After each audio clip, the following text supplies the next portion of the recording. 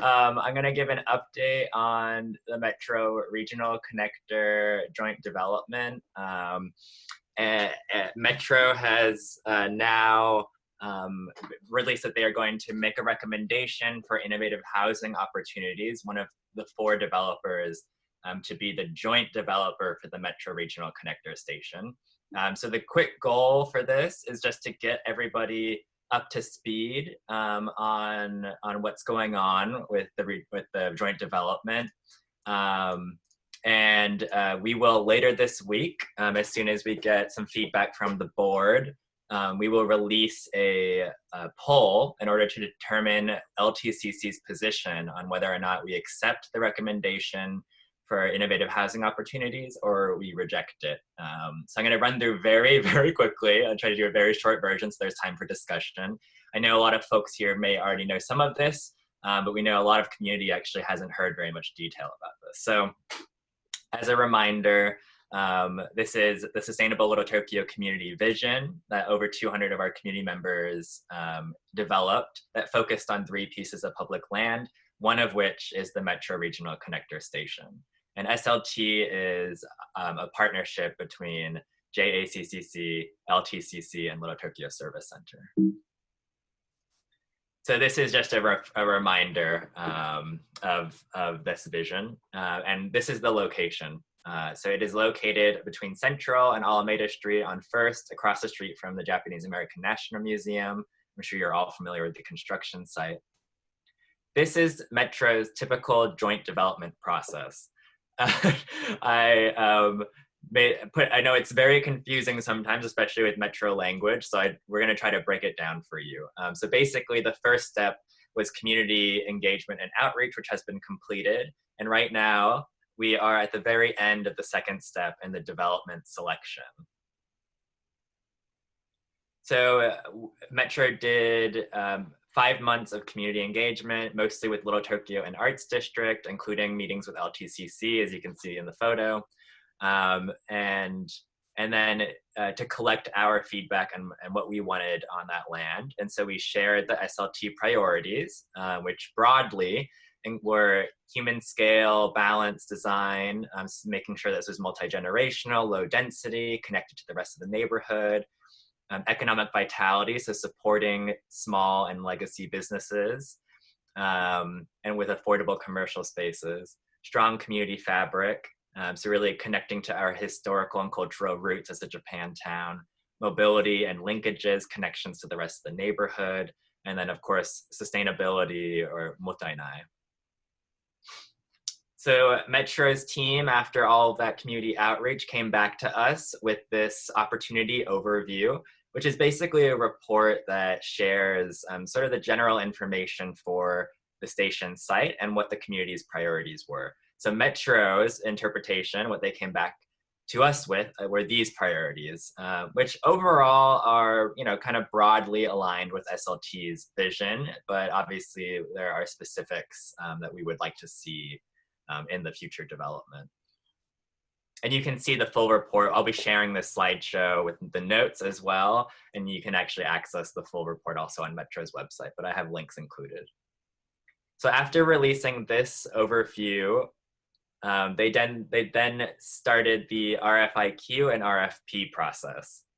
And I know that that sounds very confusing. There are a lot of letters. And so what that really means is that Metro basically invited developers to show that they're qualified for this project, which is an RFIQ.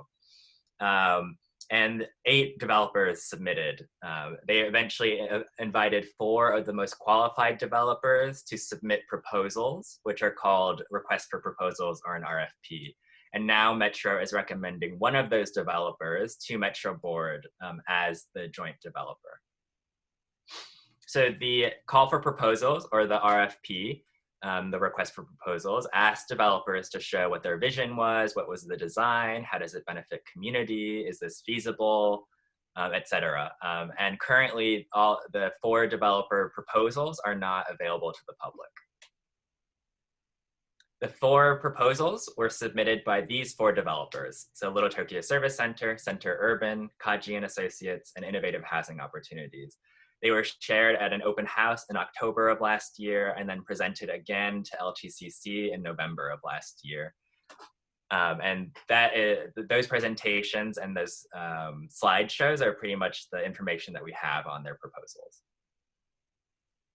So I'm going to run very quickly through the four, just as a refresher of what they were. I'm not going to go into detail, but you can obviously look at the full PDF presentation online.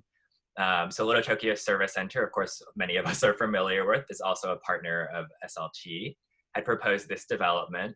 The quick overview is that it was mostly retail and community space, really affordable retail space for legacy businesses, and automated parking to subsidize the retail rent, and an art gallery. The Center Urban Real Estate Partners, this is their proposal. It included a food hall with 22 kiosks, additional retail space, creative offices, a historic cafe, a plaza, mobility hub.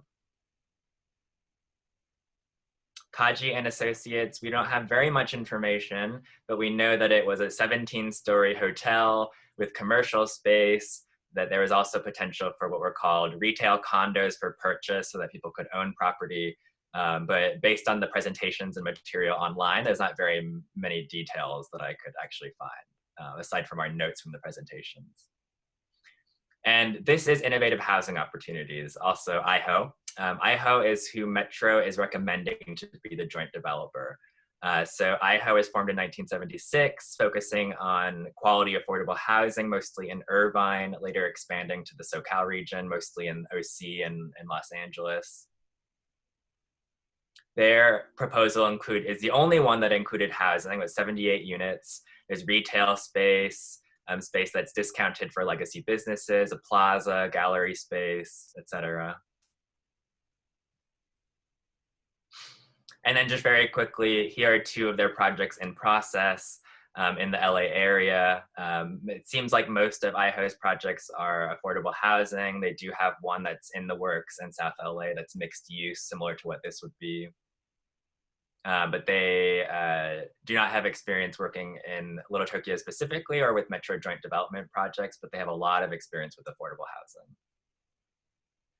And these are the scores that Metro shared in their board report of how the four developers ranked. So very quickly, we don't actually know who was on the panel. We don't know the criteria, so we don't know how or why developers were rated the way that they were in each of these categories. So we have a lot of questions from Metro just to get a better understanding of why IHO was selected. And here's the second page with Ekibashi, which is Kaji and Associates and LTSC actually ranking the lowest. Very quickly, some of the concerns that we've heard so far are that Metro had verbally discouraged housing from any of the development proposals and then ended up selecting the only proposal with housing. So there's some confusion about what Metro staff had been recommending. And then obviously some feedback. LTSC has more than 40 years of experience working and developing in Little Tokyo. So there is confusion also about why they were not selected. So there are some general questions about how Metro had done the scoring that Metro needs to respond to. Some things that we want folks to think about. I know this is very quick, but what are your thoughts and concerns about this process, everything that I described in the scoring? What are your thoughts on the recommendation for IHO? Does this proposal really meet our vision and priorities? If not, what do we want changed? And what are other questions that we have? So these are just some considerations for us to think about together. I can pull that back up as we discuss. But what we're eventually going to release is a poll, which lays out these two options. We accept Metro's recommendation for IHO with a couple of conditions. This is what we have learned from a couple of initial meetings with smaller LTCC groups and committees and PCPC, that we want to see all of the RFP documents, all of the proposals, the criteria, how it was scored, who was on the panel. And we would like LTCC and Little Tokyo to really determine some of the community process, which I won't go into detail today. If we accept some things to consider on the right column is, does it meet our priorities? This is going to require obviously a lot of organizing and advocacy. And IHO must be willing to work with and listen to our community, and that we also need things in place to make sure that they do. The option number 2 is that we reject or petition Metro's recommendation for IHO, which would require the creation of a new call for proposals, or RFP, based on our feedback. The 4 proposers would have to resubmit entirely new proposals, and this would repeat this entire community process. So things to consider for that is, again, similar to the other way, it's still going to require a lot of work on our end. This could potentially delay the Regional Connector project 16 or more months, because that's about how long this process took. It was scheduled to take, but realistically, this actually took 2 years to get to the point where we are today.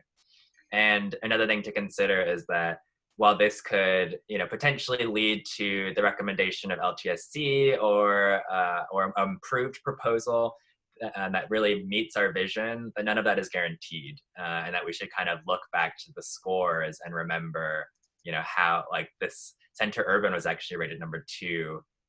John Kaji's hotel was rated number 3, and LTSC was number 4.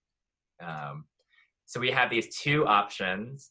And we are going to release a poll as soon as we're going to fine tune the details and some of the information that we share. We're going to post this video online as well, so people can listen to me presenting it. So we will release that. We're hoping to release it online on Friday. The next steps are during the next month, we are going to be continuing to do presentations and do this online poll to determine our position. We've already requested Metro to push their recommendation to June to give us more time. Currently, it's slotted for the end of May. We are meeting with Metro this Thursday with some LTCC representatives and LTBA and SLT. We are scheduling a meeting with IHO and Metro. And then, of course, we're continuing to advocate for a community process. For Metro next steps, they obviously are doing the recommendation to board. Then they enter a contract process called an exclusive negotiations agreement. They form an advisory committee with community called a DRAC and begin community outreach, and eventually, obviously, satisfy the contract, do the joint development agreement, ground lease, and it's open. So those are the next steps. That's strict. That's a lot, yeah, and yes. So this is my contact information. I am the primary LTCC